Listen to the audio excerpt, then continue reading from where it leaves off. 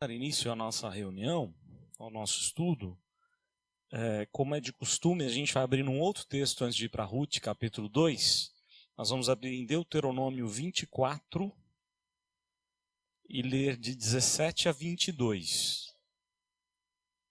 Deuteronômio, capítulo 24, versos 17 a 22. Esse texto tem tudo a ver com o assunto aqui do capítulo 2 de Ruth.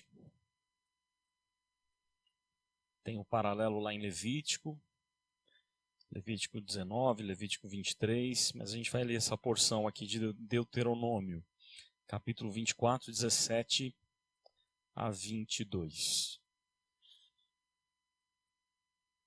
Quem quiser pode fazer a leitura com a voz forte aí para a gente ouvir bem o texto. Não perverterás o direito do estrangeiro e do órfão, nem tomarás em penhor a roupa da viúva. Lembrar-te-ás de que foste escravo no Egito e de que o Senhor te livrou da lei, pelo que te ordeno que faças isso. Quando no teu campo cegares a messe, e nele esqueceres um feixe de espigas, não voltarás a tomá-lo. Para o estrangeiro, para o órfão e para a viúva será, para que o Senhor teu Deus te abençoe em toda a obra das tuas mãos. Quando sacudires a tua oliveira, não voltarás a colher o fruto dos ramos. Para o estrangeiro, para o órfão e para a viúva será. Quando vindimares a tua vinha, não tornarás a rebuscá-la. Para o estrangeiro, para o órfão e para a viúva será o restante.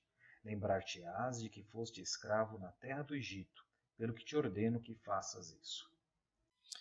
Muito bem, nós temos vários princípios aqui embutidos no texto, né? A ideia de que Deus ele abençoa alguém para que você seja bênção na vida de outro.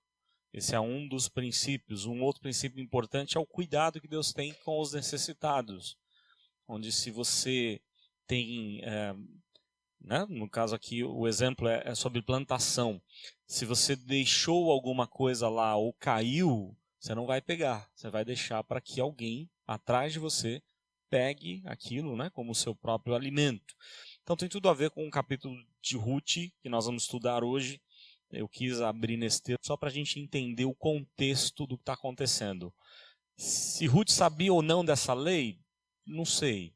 Provavelmente sim, né? Talvez até a própria Noemi deve ter falado para ela, ó, há uma possibilidade de sobrevivência, né? Se você for em tal campo, talvez você consiga pegar alguma coisa para a gente comer. Mas a gente não tem certeza de se ela chegou a falar isso ou não. Mas a gente vai daqui a pouco para o capítulo 2. Vamos ter um momento de oração, pedindo a Deus a bênção, né, para o nosso estudo. Eu vou pedir ao nosso irmão Benedito para nos dirigir a Deus em oração.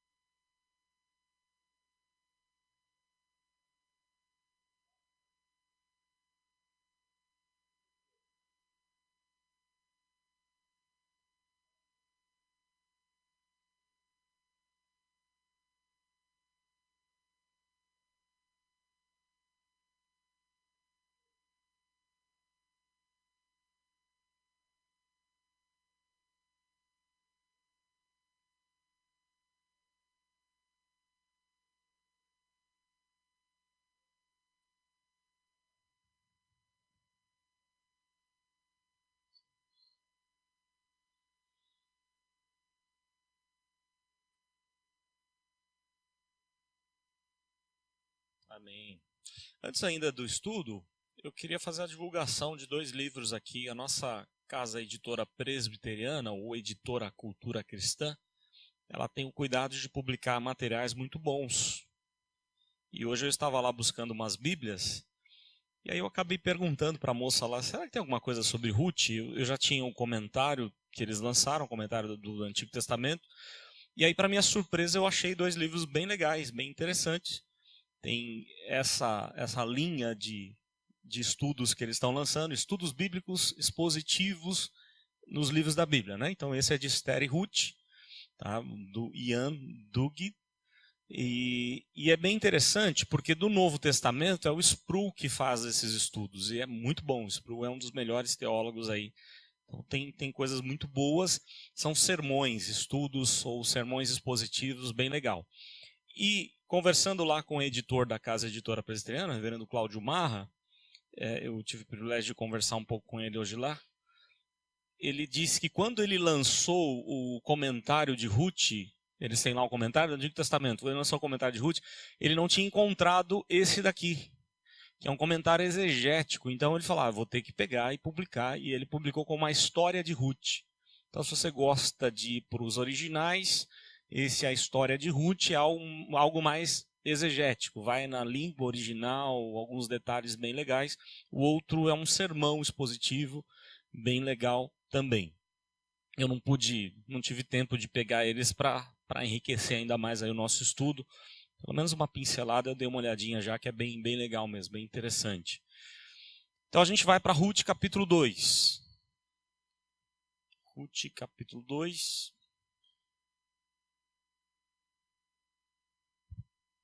Fica a dica aí, quem gosta de ler, quiser pegar, tem livros bons de Ruth sendo publicados. Ruth capítulo 2, vamos ler o texto. Nos diz assim a palavra do Senhor.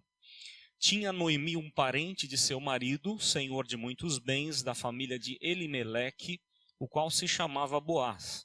Ruth, a moabita, disse a Noemi, deixa-me ir ao campo e apanharei espigas atrás daquele que me favorecer. Ela lhe disse, vai, minha filha. Ela se foi, chegou ao campo e apanhava após os segadores. Por casualidade, entrou na parte que pertencia a Boaz, o qual era da família de Elimeleque. Eis que Boaz veio de Belém e disse aos segadores, o Senhor seja convosco. Responderam-lhe eles, o Senhor te abençoe. Depois perguntou Boaz ao servo encarregado dos segadores, de quem é esta moça? Respondeu-lhe o servo, esta é moça moabita, que veio com Noemi da terra de Moabe. Disse-me ela, deixa-me rebuscar espigas e ajuntá-las entre as gavelas após os segadores. Assim ela veio, desde pela manhã até agora está aqui, menos um pouco do que esteve na choça.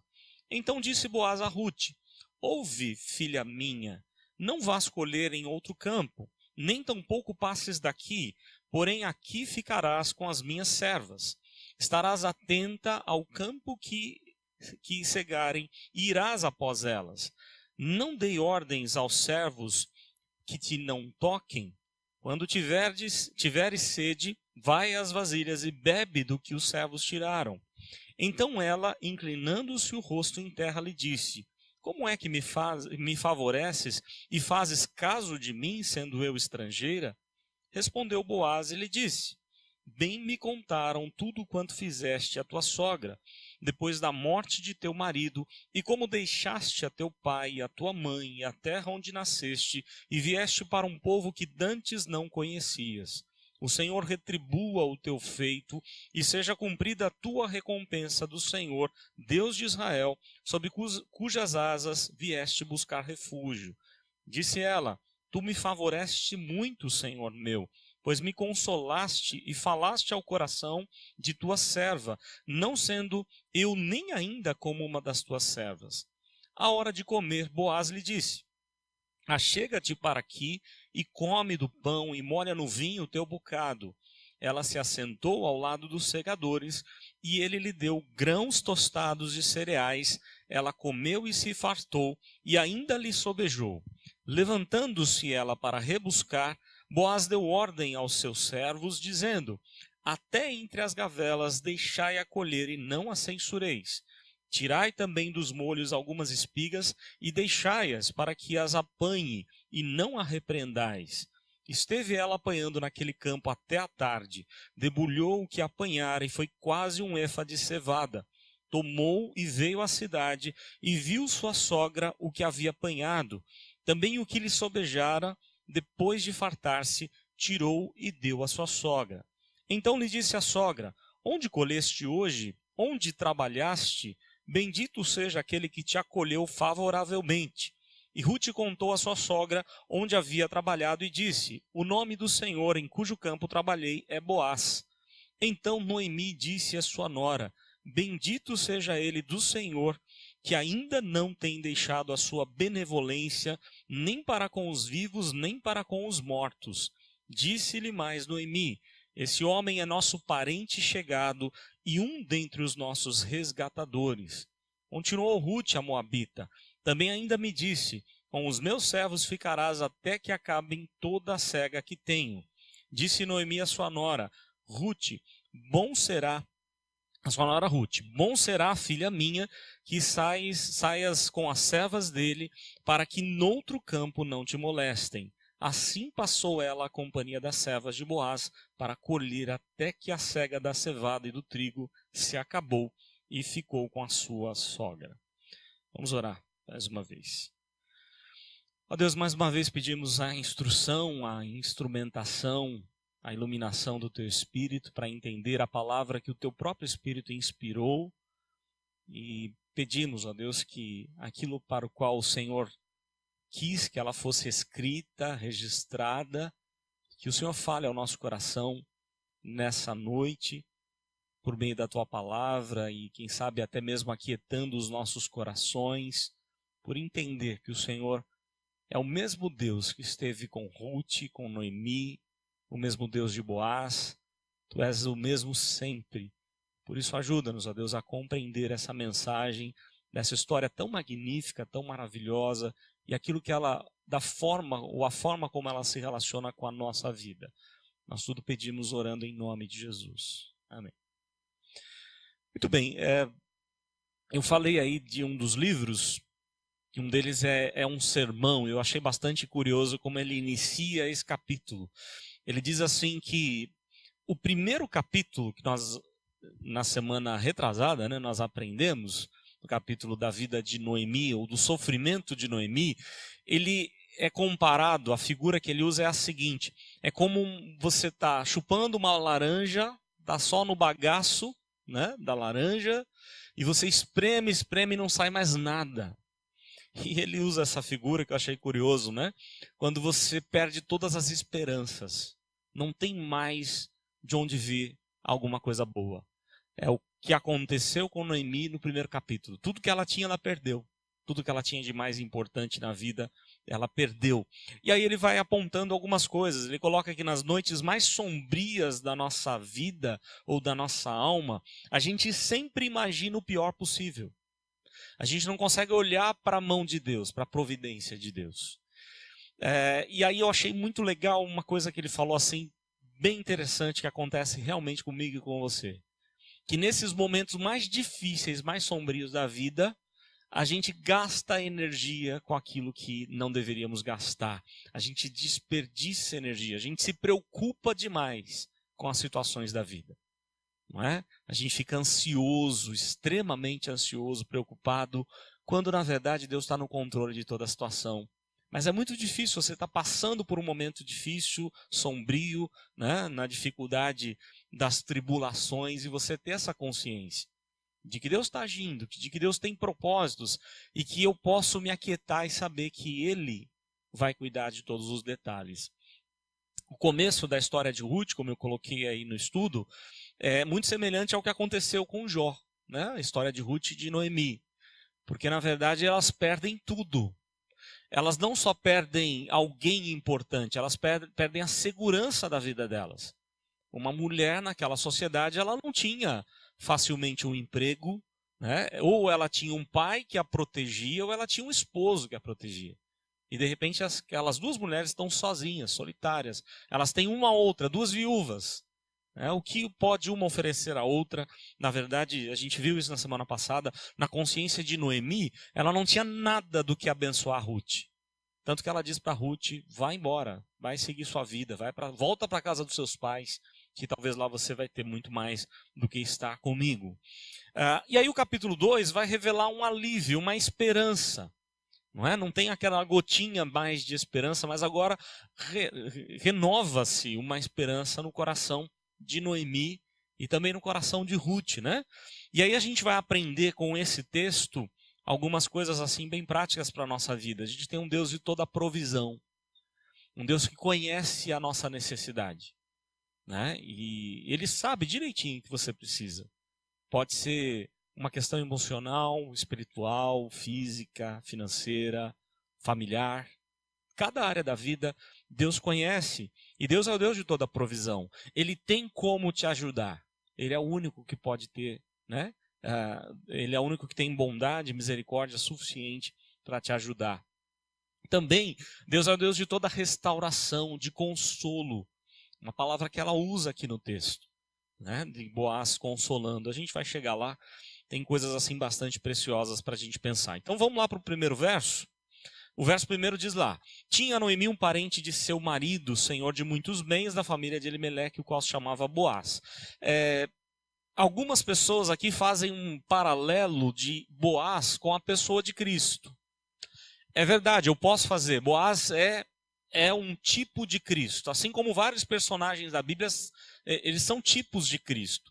Talvez você não saiba, mas dentro da interpretação bíblica, ou da hermenêutica, que é a arte de interpretar as Escrituras, existe essa ideia do tipo de Cristo. Quando você olha para o texto, você consegue ver algumas coisas, algumas características que você vê em Jesus, que apontam para Cristo. Então você pega isso em José, pega em Moisés, né, em Noé, em Davi, em diversos personagens. E Boaz é um deles. Boaz é um tipo de Cristo. Isso vai ficar mais claro no capítulo 3 e 4. Ele vai ser o resgatador.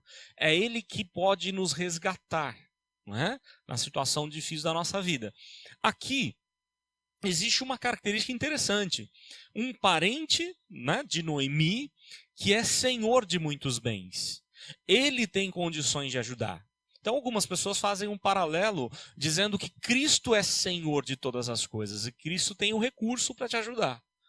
Isso é válido fazer, mas a gente tem que fazer com muito cuidado, porque senão, se você seguir por um modo alegórico, você aplica de um jeito estranho as Escrituras. E cada detalhe da vida de Boaz, você vai falar que é de Jesus, né? Um exemplo claro disso, tabernáculo e templo. Há alguns estudiosos que pegam cada risquinho lá do tabernáculo e dizem, isso aqui representa Cristo, né, ressurreto, Cristo reinando nos céus. E você tem que fazer isso com muito cuidado, porque o tabernáculo como um todo ele representa Cristo. Mas nos detalhes você pode se perder nisso, porque de repente o detalhe não tem nada a ver com Jesus. Então, cuidado com a alegoria, né? A alegoria é sempre bem perigoso. Há uma questão aqui, Boaz é sim um tipo de Cristo. E ele tem semelhanças com Jesus. Ele é o único que podia ajudar aquelas mulheres. Assim como Jesus é o único que pode nos ajudar. Né? Isso é algo assim bastante interessante. Então, seguindo aqui o nosso estudo, falando um pouco sobre o nome Boaz é incerto, mas quando você faz um estudo aí da raiz desse nome, das possibilidades, a que mais chega perto, ou que os estudiosos acreditam ser verdade, o nome dele tem a ver com força, com vigor. Então é na força de Deus, na força de Yahvé, eu me alegro. Talvez, né, é algo que represente bem a vida de Boaz. Né? É na força de Deus que ele pôde trazer alegria para a vida de Ruth e alegria para a vida de Noemi, já que elas estão amarguradas. É o capítulo 1, como nós vimos o fechamento dele, né? Principalmente Noemi, ela está amargurada. Ela era tão dócil, mas ela hoje está amargurada por tudo que havia acontecido com ela. Aí o verso 2 vai falar que Ruth, a moabita, diz à sua sogra, né? Deixa-me ir ao campo e apanhar espigas atrás daquele que me favorecer. E ela disse, vai minha filha. Algumas curiosidades aqui são bem legais. Por quê? Atrás de quem favorecer é aquilo que a gente acabou de ler de Deuteronômio. Né? Você vai atrás porque vai caindo os que trabalham, né? Pegando lá os cereais, eles vão derrubando coisas. E a ordem é, não pegue o que está no chão. Deixa o que está no chão para quem é pobre e necessitado. O texto era muito claro. Então ela ia atrás e, claro, também ajudava os segadores a pegar para os seus senhores. Eles trabalhavam juntos para ganhar o alimento, para poder levar para casa o alimento. E aí o texto fala alguma coisa interessante. Da forma como foi escrito, dá a ideia de que ela não esperou nada, ela já chegou e já foi trabalhar. E há uma questão, de novo, né? É bom você ficar com o silêncio do texto, mas você pode imaginar também. Não é errado você imaginar, mas deixando claro que é uma possibilidade, é a sua imaginação da cena, né? É curioso que Noemi não tem a mesma atitude de Ruth. Será que Noemi não tinha condições físicas de fazer a mesma coisa que Ruth? Ah, vamos junto, eu também vou lá pegar a espiga. Dá a entender que Noemi está entrando num processo sério de depressão. Pelo que fechou o capítulo. E quando você está em depressão, você não sente forças para nada. Você não sente desejo de fazer nada. Então parece aqui, pela forma como o texto está escrito, de que Noemi está se entregando, está se abatendo cada dia mais, inclusive chateada com tudo aquilo que aconteceu e apontando Deus como causador do seu problema, né? E ela vai alimentando aquilo no seu coração, a autocomiseração, né? Coisa que acontece com todos nós quando passamos por dificuldade. A gente acha que o nosso problema é maior do que todos os outros. E é muito curioso, se você acha que o seu problema é maior, faz uma visitinha no hospital. Dá uma passada rápida assim, faz uma visita para alguém no hospital, né? Acabei de vir de lá, visitando duas famílias, né? Aliás, a mesma família, inclusive, família Davi, visitando a Lúcia, visitando a Rebeca. E aí você passa pelo hospital, né, tanto na UTI quanto fora, você vê quanta gente sofrendo, e aí você fala assim, o meu problema não é o maior. O meu problema é pequeno demais. Porque as pessoas estão sofrendo bastante. Mas quando a gente está passando pela tribulação, a gente não consegue ter essa visão. A gente começa a alimentar dentro do nosso coração um sentimento de, eu sou o pior de todos, Deus não gosta de mim, tudo acontece de ruim na minha vida. E aparentemente Noemi está cultivando isso no seu coração, mas Ruth não, Ruth está reagindo. Ruth está dizendo, olha, eu vou em busca do alimento, eu preciso fazer alguma coisa, né? E ela vai falar com a sua sogra, deixa-me ir ao campo, e ela então vai e faz.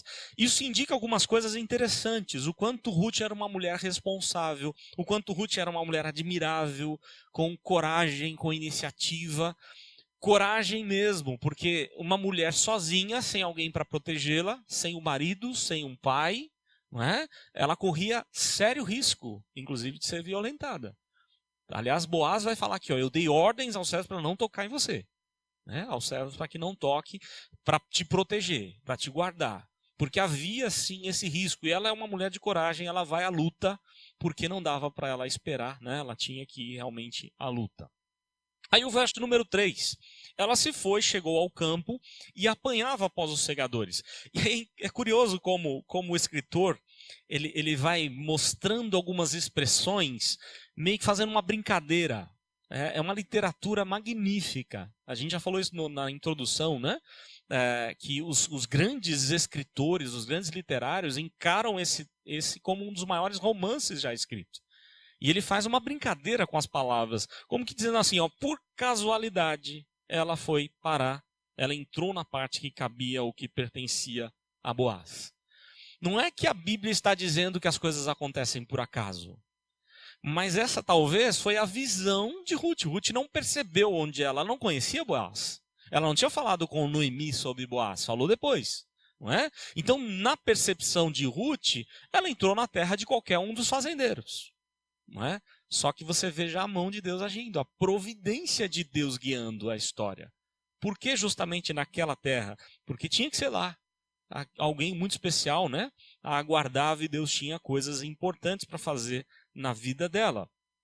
Então ela chegou lá, o texto diz, né, que por casualidade entrou, verso 3, na parte que pertencia a Boaz, o qual era da família de Elimeleque. E aqui é interessante porque um dos autores que eu consultei, ele faz essa citação que eu achei muito interessante. Ele diz assim, entrou no campo de Boaz. Deus não só se preocupa com questões tão grandes de um país. Deus não só se preocupa com o julgamento que tivemos ontem no Brasil, né? Deus se preocupa com cada detalhe da vida. Toda a esfera da vida, não só com as grandes batalhas, ele está preocupado com a sua vida, com as suas lutas. Deus é alguém que interage tanto nos pequenos quanto nos grandes acontecimentos. Você tem que estar atento a isso. citando Sproul, você não consegue ver a mão de Deus agindo. É muito difícil de ver, mas ele está agindo. A mão dele está cuidando de todas as coisas. Está cuidando de você em qualquer momento da sua vida. Então, a providência de Deus. Aliás, a confissão de fé deixa isso muito claro. Deus governa todas as coisas pela sua providência. Tudo está de acordo com aquilo que Deus decretou. E ele vai cumprir os seus decretos por meio da sua providência. Providência de Deus na teologia, só lembrando a igreja, né? A gente entende que há a providência geral, providência que Deus tem para com toda a criação que ele criou, tá? A providência especial, que é para com todo o ser humano, porque o ser humano é a obra-prima da mão de Deus, a imagem e semelhança de Deus. O ser humano, de uma forma geral, Deus tem uma providência especial para com homem e mulher, muito mais do que tem para com os animais e tudo mais, né? Com a natureza. Mas Deus tem uma providência especialíssima. E essa ele reserva somente para o seu povo. Para aqueles a quem ele enviou Jesus. Né? E aí eu lembro desse autor que faz os sermões de Ruth. Ele coloca assim: quando você estiver vivendo esse momento difícil de dor, de angústia, de tribulação, olhe um pouco mais para a cruz. Lembre do amor de Deus. Deus foi capaz de dar Jesus. Essa é a prova de que a providência dele vai acompanhar a sua vida. Né? Olhe mais, a gente precisa lembrar mais daquilo que Deus fez por nós. Aí o verso 4 diz que, eis que Boaz chama atenção. De novo, o recurso literário usado aqui pelo autor é bastante curioso e interessante. Ele chama atenção, eis que Boaz vem. Boaz aparece na história. Até então ninguém sabia de Boaz, né? Agora ele aparece, ele vem de Belém e ele diz aos segadores, olha como ele trata os seus trabalhadores: o Senhor seja convosco. E eles respondem, né? O Senhor te abençoe. Quem dera nós tivéssemos hoje, no nosso tempo, pessoas assim como Boaz, que representam ou que têm o amor de Deus no seu coração e que tratam os seus subordinados da forma como ele trata, não é? Com carinho, com respeito, com bênção. Né? A gente faz muito no automático. Bom dia, boa tarde, boa noite. Às vezes nem cumprimenta direito, ele estava tão preocupado com as coisas. Mas Boaz, ele chega e não só cumprimenta os seus servos, ele abençoa os seus servos. Né? Ele faz, aí ele coloca uma bênção: o Senhor seja com vocês. Será que no nosso dia a dia a gente tem feito isso? A gente tem abençoado os nossos queridos? Os nossos familiares? As pessoas com as quais convivemos, a gente tem feito isso, né? É algo bastante forte aí na vida de Boaz. E aí eu coloquei aqui: se Cristo for parte da nossa vida, ele também será parte das nossas conversas. A vida não pode ser aquela ideia de que na igreja eu sou crente, fora da igreja eu sou um cara, eu sou o pior dos chefes. Talvez você tenha experimentado isso na sua vida. Na igreja o cara é líder, é pastor, presbítero, diácono, ou ela é líder de sociedade, é líder do louvor, mas chega lá no seu trabalho, né? Trata mal, não abençoa. Isso é um dualismo que não pode acontecer. A gente tem que ser o mesmo em todo lugar, a gente tem que ser abençoador em todo lugar. Não confundam isso como a ideia de porque é crente e o meu amigo também é crente ou vem na igreja, há um relaxo e eu não posso dar bronca nele se ele pisar na bola com respeito ao trabalho, né? O que talvez aconteça muito também com os patrões crentes. Às vezes arruma um emprego para alguém e de repente esse alguém não dá o duro que tem que dar, chega atrasado. Porque nós somos da mesma igreja. Não. Você tem aqui duas figuras interessantes para seguir de exemplo: Boaz, um abençoador, e Ruth, uma mulher diligente, responsável. E Deus abençoou tanto um quanto o outro. Eles vão seguir, né, vão ser ancestrais de Davi e mais ainda do próprio Messias. Então a gente tem que aprender com esses dois como ser melhor crentes. Eles sem dúvida alguma eram bons crentes. Aí o verso 5 a 7 uma questão interessante de Boaz aqui. Ele vai perguntar, ele está interessado naquela jovem, né? E ele pergunta, Boaz pergunta ao servo encarregado: de quem é essa moça? A ideia é de que ela pertencia a alguém. A mulher tinha que pertencer a alguém, ou ao pai ou ao marido. não é? Naquele contexto, naquela época. E aí ele responde, olha, essa é a moça moabita que veio com Noemi da terra de Moabe, uma história já conhecida. Por que conhecida? Quando elas chegam, lembram que há aquele alvoroço, a chegada delas, elas sabiam que Noemi tinha sofrido tanto e sabia do amor, do cuidado que Ruth teve por Noemi. Então a fama das duas era grande, né? Uma boa fama. E disse-me ela, verso 7, o encarregado diz, deixa-me rebuscar espigas e ajuntá-las entre as gavelas após os segadores. Assim ela veio e desde pela manhã até agora está aqui, menos um pouco do que esteve na choça. Duas coisas interessantes aqui. É uma mulher que se submete à autoridade, que se preocupa em não ultrapassar limites, não é uma pessoa sem noção, não é? Ela está preocupada aqui. Olha, eu posso fazer isso? Eu posso aqui, né, trabalhar nessa terra? Já era da lei que ela poderia. Mas de repente um ou outro fazendeiro, que não era muito seguidor da lei, podia falar, não, eu não quero que você venha trabalhar aqui. Então ela faz o pedido. É alguém que se submete. E mais ainda, alguém muito trabalhadora, porque diz, olha, ela está desde manhã. A gente não sabe que horas que foi essa conversa. Mas dá a entender que já tinha passado algum tempo. Ela chegou cedo. Chegou cedo para trabalhar. Então alguém muito trabalhadora, bastante interessante aí, né? Versos 8 e 9. Boaz vai demonstrar uma benevolência muito grande. E isso é interessante. Se você lembra lá no nosso estudo do primeiro capítulo, Noemi chega à seguinte conclusão: eu não tenho como te abençoar, eu não tenho como ter bondade e misericórdia para com você, eu não tenho nada de bom para te oferecer. Por isso, vá embora para a sua terra. Mas Boaz tem. E Boaz vai ser esse bondoso, né? Esse misericordioso. E aí o verso 8 diz isso. Então Boaz vai conversar com Ruth. Ouve, filha minha, não vás colher em outro campo, nem tampouco passes daqui, porém ficarás aqui com as minhas servas. Né? Vejam como ele trata ela com muito carinho. Filha minha, provavelmente de mais idade do que ela, mas tratando com carinho, com respeito, né? Um jeito carinhoso. Ou seja, a gente aprende aqui, nós homens, né? Uma lição de como as mulheres merecem e devem ser tratadas, com muito carinho. Tá? Então a gente aprende algo especial aqui da parte de Boaz. E aí ele vai abençoá-la com algumas coisas, né? Ele vai oferecer trabalho. Fica aqui com as minhas servas. Você pode ficar aqui, pode trabalhar aqui à vontade. Verso 9. Estarás atento ao campo, depois não dei ordens aos seus servos que não te toquem. Proteção. Está oferecendo a ela proteção. Aqui há alguns tipos de Cristo, né? Cristo é aquele que oferece segurança para a gente. E aí, oferece segurança, trabalho, oferece água, né? Ainda no verso 9, quando tiveres sede, vai às vasilhas e bebe o que os servos tiraram. É legal você fazer um paralelo desse texto com um diálogo de Jesus. Vocês lembram de um diálogo de Jesus com uma mulher? Onde Jesus trata muito bem uma mulher. Ela até assusta. Porque como assim? Esse homem está conversando comigo, ele é judeu, sabe que eu não sou samaritana. Ele está conversando com muito respeito para comigo, né?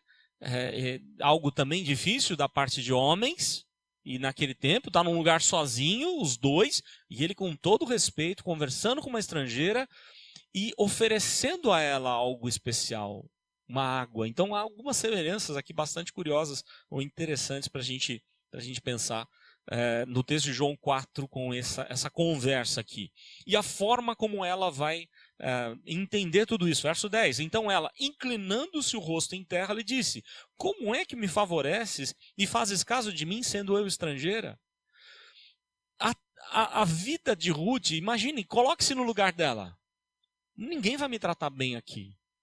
Se os escravos já não são bem tratados, né? Porque são escravos. Imagina eu que sou estrangeira, de um povo inimigo ainda. Os moabitas não deixaram o povo de Deus passar pela terra, causaram problema, tentaram amaldiçoar Israel na passagem, né, até a terra prometida. Vejam que o interior dela, o coração dela está com a autoestima baixíssima. E aí Boaz vai tratar dela de uma forma muito respeitosa, amorosa. Verso número 11, Boaz lhe disse: bem me contaram tudo quanto fizeste a tua sogra. Olha só, aquele bem que você fez à tua sogra, eu fiquei sabendo. Deus honra aqueles que o honram, a Bíblia diz isso. Quando você faz algo bom, Deus te abençoa. Deus vai fazer com que esse algo bom feito sirva para a glória dele e vá também servir para o teu próprio benefício. É a lei da semeadura. Quando você planta coisas boas, Deus vai te abençoar com coisas boas. Quando você planta coisas ruins, né, a consequência também é drástica. E aí ele vai falar, olha, eu sei o que você fez com Noemi, do jeito que você tratou sua sogra.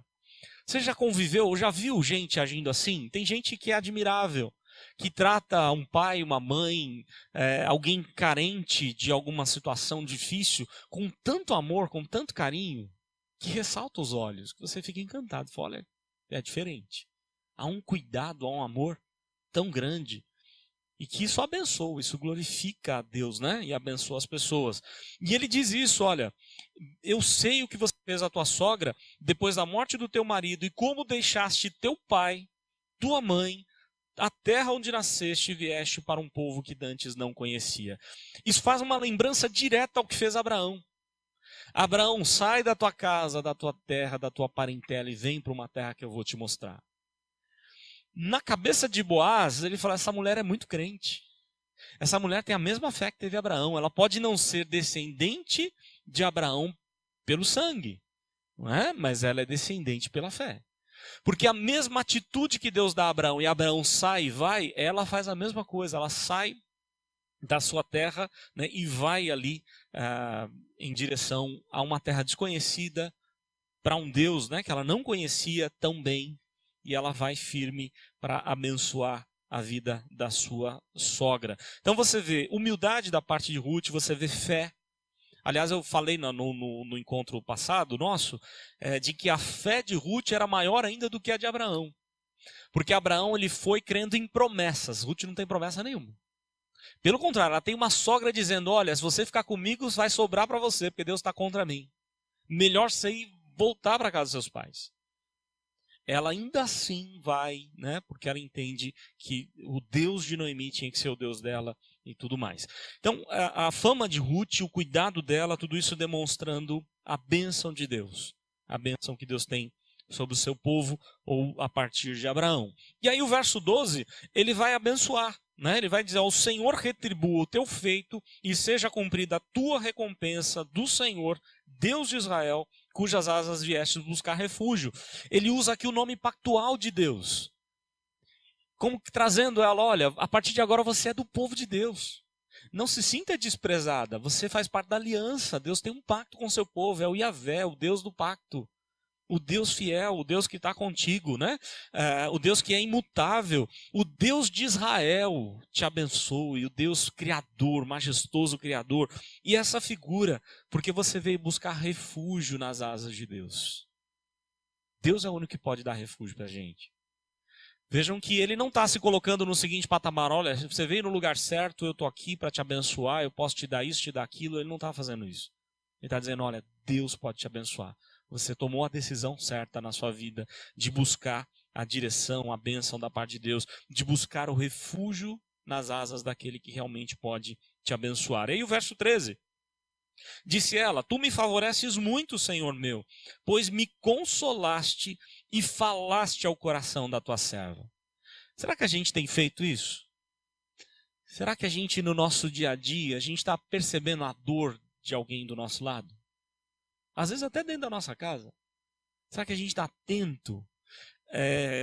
Vou falar algo interessante, curioso que nós tivemos no acampamento. Nós tivemos um acampamento da mocidade esse final de semana passado e os jovens tiveram uma ideia muito interessante, muito boa, de colocar pedidos de oração, né? Pode ser anônimo, não precisa botar seu nome e tal. E eles perceberam que alguns pedidos vinham com jovens com problemas sérios, precisando de ajuda.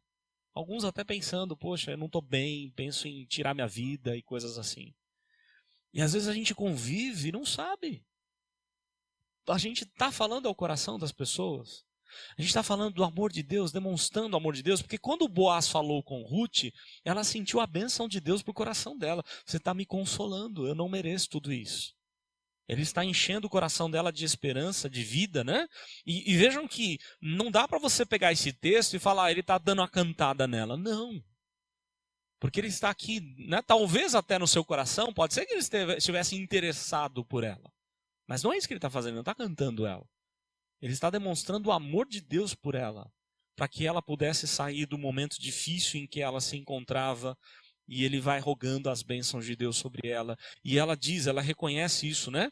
Tu me favoreces muito, Senhor meu, pois me consolaste e falaste ao coração da tua serva, não sendo eu nem ainda como uma das tuas servas. E ela então vai se sentindo abençoada por este homem carinhoso, bondoso. E aí o verso 14 fala mais ainda sobre essa bondade dele, né? A benevolência dele. À hora de comer, Boaz lhe disse, achega-te para aqui, come do pão e molha no vinho o teu bocado. Vejam só, qual é o maior símbolo de comunhão, de intimidade que a gente pode ter com alguém? Comer junto. Comer junto é a maior bênção que você pode ter, né? Alguém aparece lá na porta da sua casa, quem mora em casa terra, me dá um prato de comida. Você, eu tenho certeza, né? Com algumas exceções, você dificilmente vai abrir a porta da sua casa para quem você não conhece e chamar para sentar à sua mesa. Porque você não conhece. Você não sabe a intenção da pessoa. Mas quando você sabe, quando você conhece, ou quando você quer demonstrar o amor de Deus, você convida para a sua mesa. Eu quero ter comunhão. O que Boaz está fazendo é restaurando a vida dessa mulher. Ela está arrasada emocionalmente e ele está mostrando que ela tem valor, que o que ela fez foi muito nobre. Ela talvez esteja se sentindo assim, eu sou estrangeira, eu não tenho o mesmo Deus de vocês. Não, você tem sim, você tem a mesma fé do que nós temos, você crê no mesmo Deus. E agora vai trazer para a sua própria família, vem sentar com a gente aqui. Vem comer aqui com a gente. Então, algo muito bonito da parte de Boaz, a forma como ele tratava os seus trabalhadores e como ele vai tratar ela, né? Achega-te para cá, come do pão, molha o vinho no teu bocado.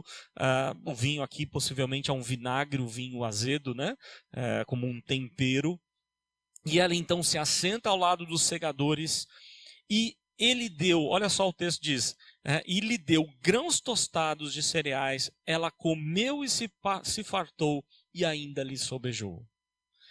É muito provável que essa mulher está praticamente sem comer há vários dias, ou com muito pouca comida. Ela e Noemi. Porque não só ela vai comer demais aqui, não é? Como ela vai levar o lanche para casa. Ela vai levar para a sogra.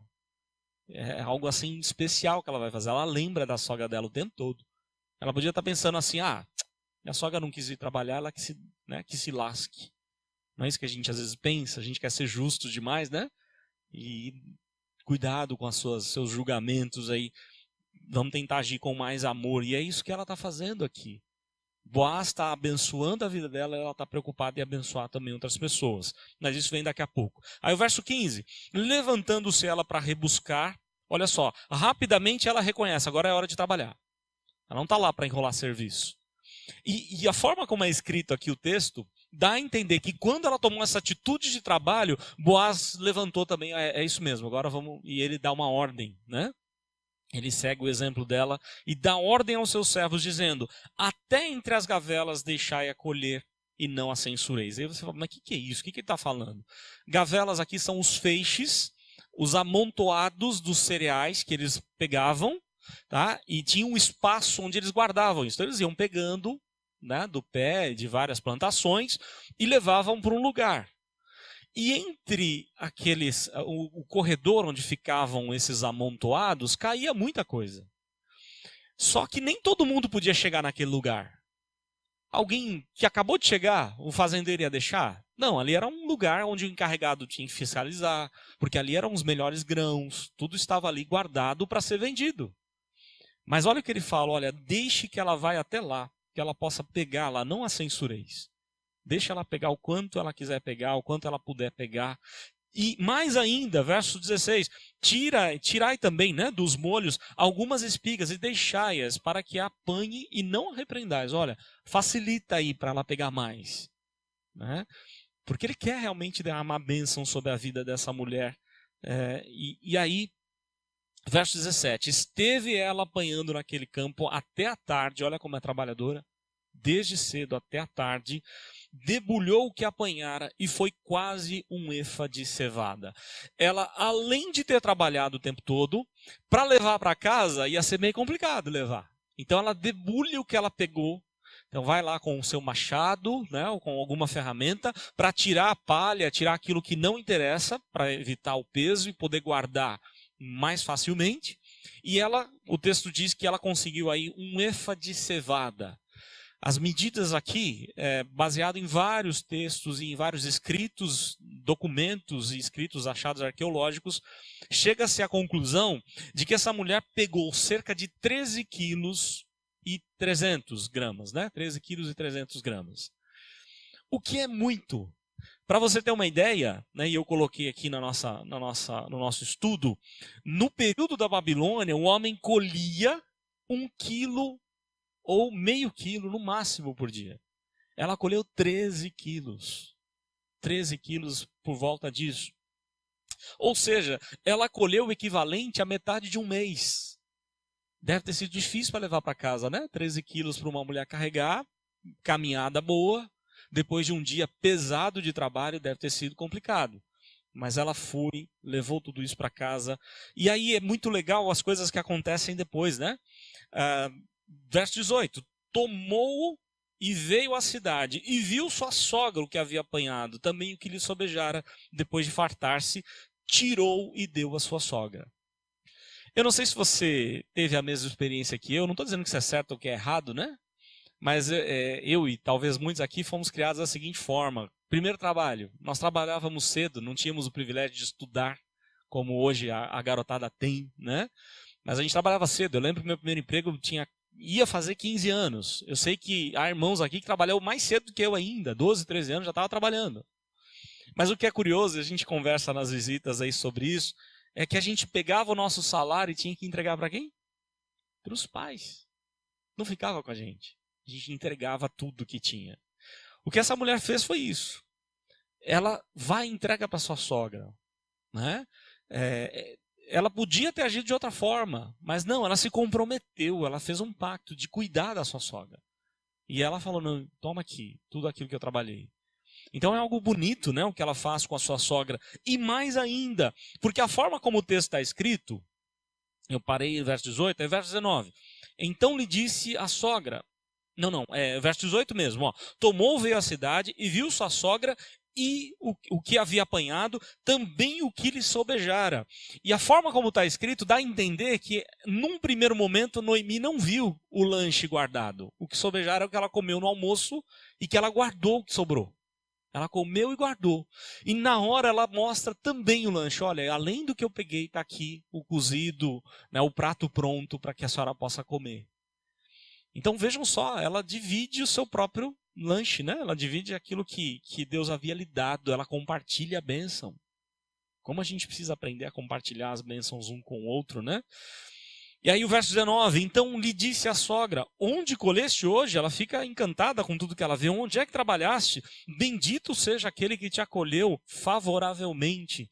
E Ruth contou a sua sogra onde havia trabalhado e disse, o nome do Senhor em cujo campo trabalhei é Boaz. Aí você imagina a surpresa dessa mulher, né? Até então, a vida arrasada, amargurada, achando que Deus vai piorar a situação dela, né? Deus está contra mim, Deus não quer saber de mim. E agora ela escuta uma notícia dessa. Eu fui lá no campo de um homem chamado Boaz. E aí ela já tinha louvado a Deus por tudo que havia acontecido. Agora ela vai fazer mais ainda. Noemi disse à nora, bendito seja ele do Senhor, que ainda não tem te deixado a sua benevolência, nem para com os vivos, nem para com os mortos. Disse mais Noemi, esse homem é nosso parente chegado e um dentre nossos resgatadores. Aqui o texto é magnífico por algumas questões interessantes, né? Ela estava amargurada e agora ela tem forças para louvar o Senhor. E reconhece, Deus não deixou a sua misericórdia. Até então ela achava que Deus tinha deixado. Para com ela tinha deixado. Não é isso que ela tinha pensado? Deus não é mais misericordioso comigo. Deus é o único que pode ser com as outras pessoas. Que Deus abençoe vocês, vão embora, mas comigo Deus está contra mim. Agora ela diz, não, Deus não deixou de ser benevolente, misericordioso, bendito seja ele do Senhor e tudo mais. E aí ela diz assim, disse mais Noemi, esse homem é nosso parente chegado e um dentre os nossos resgatadores. A forma como o texto está escrito é idêntica daquele episódio do encontro do servo quando vai buscar uma noiva para o filho de Abraão.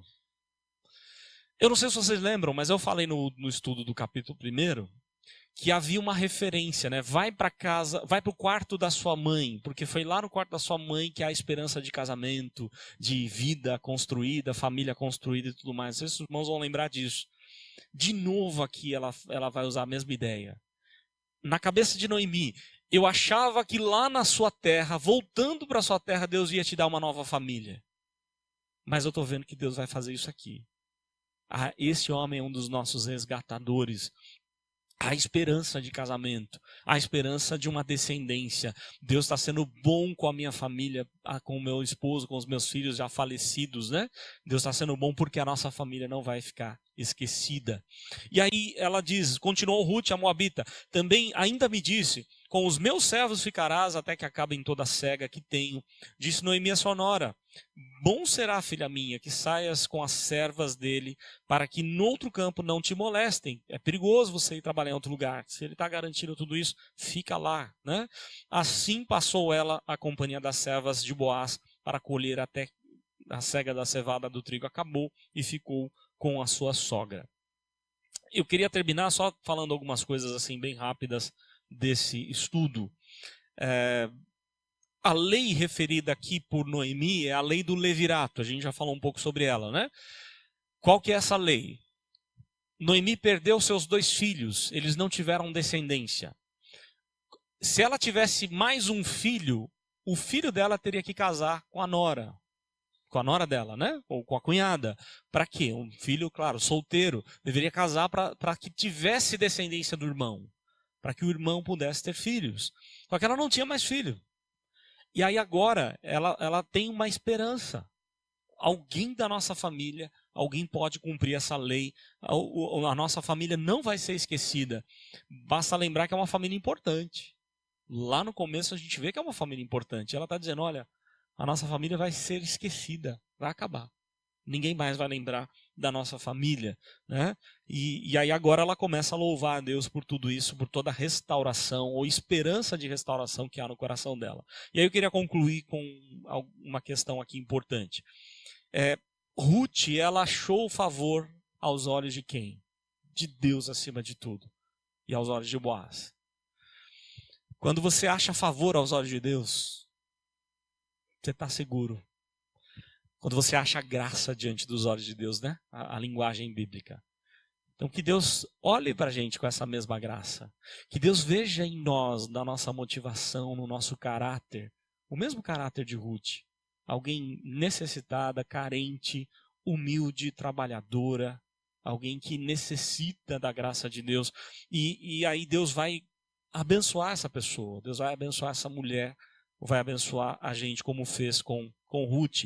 Assim como Abraão, Ruth era uma imigrante. Ela deixou tudo que ela tinha, né? Ela deixou, e para Boaz, essa foi uma prova de que ela era uma mulher de fé. Ela deixou tudo, deixou seus ídolos para ir atrás de Deus, da terra de Deus. Deus honra aqueles que o honram e na dificuldade Deus vai enviar o socorro. Essa é uma história relevante para a gente pensar. Talvez na nossa vida, nas nossas lutas, nas nossas reações diante da luta. Qual tem sido a sua reação? Quando você passa por uma perda, quando você passa por uma frustração, uma tristeza muito grande, uma dificuldade, qual é a sua tendência? A diferença entre Ruth e Noemi é absurda. Né? Noemi, ela está chateada com Deus. Ela não vê esperança, mas nada em Deus. Ruth, mesmo assim, mesmo diante de um quadro desse, ela, não, mesmo assim eu vou com você. O teu Deus é o meu Deus, eu não vou abandonar esse Deus. Qual será a nossa atitude diante das questões da vida? A gente se afasta, se revolta, ou a gente se volta para Deus e acha favor aos olhos do Senhor? Que Deus nos ajude, né? E que envie socorro diante das lutas que a gente tem enfrentado no dia a dia.